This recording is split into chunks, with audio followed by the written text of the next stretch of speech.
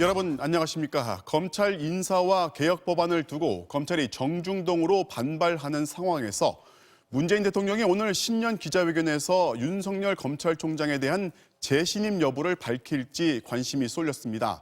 결론은 조건부 재신임, 일단 신뢰를 유지하지만 윤 총장이 검찰 개혁에 보다 앞장서야 한다고 주문했습니다.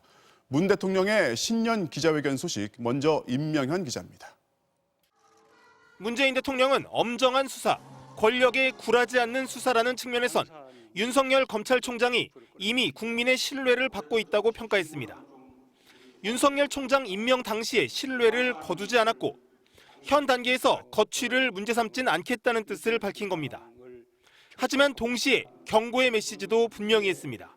어떤 사건에 대해서만 선택적으로 열심히 수사하고 어떤 사건은 제대로 수사하지 않는다면 국민들로부터 신뢰를 잃게 될 것입니다. 절제되지 못한 검찰권, 피의사실 공표를 통한 여론몰이, 초법적 법 집행 등이 비판받고 있다며 겸허히 인식해야 한다고 말했습니다. 또 최근 법무부의 검찰 간부 인사 과정에서 추미애 장관의 협의 요청을 거부한 건 인사 프로세스에 역행한 일이라고 지적했습니다.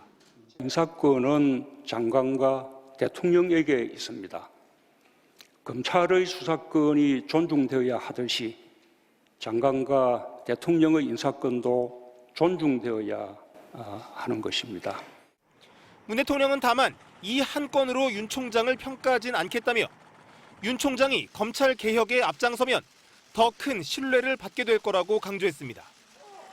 조국 전 장관 문제에 대해선 갈등을 야기해 국민들에게도 송구하고 조 전 장관에게도 마음의 빚이 있다고 말했습니다.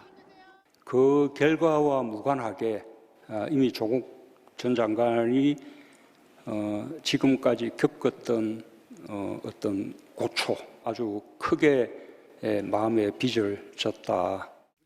문 대통령은 조국 전 장관을 지지하는 분이든 반대하는 분이든 이제 조 전 장관을 놓아주고 갈등을 끝내자고 호소했습니다. MBC 뉴스 임명현입니다.